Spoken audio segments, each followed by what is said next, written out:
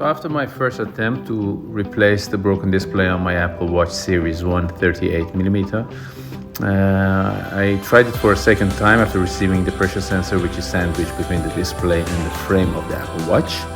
I received that a couple of days ago, so I went ahead and did a redo. You don't have much space to maneuver, so it is really finicky and tricky to get everything detached and connected back again. After being successful with replacing the display and adding the pressure sensor in between the display and the frame, I unboxed some cases that I purchased for the Apple Watch and some straps. I eventually went with a black one with orange accents.